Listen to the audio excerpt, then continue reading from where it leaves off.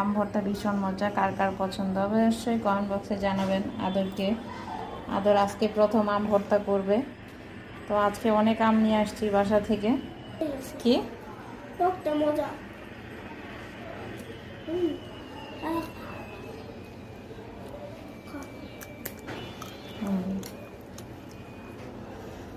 অনেক টক।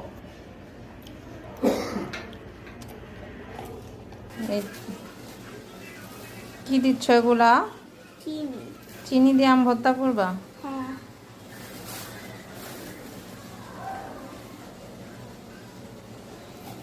এত চিনি! দেখেন গাইস কত চিনি।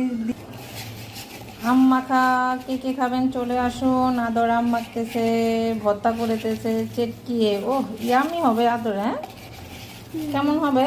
মজা। মজা। ও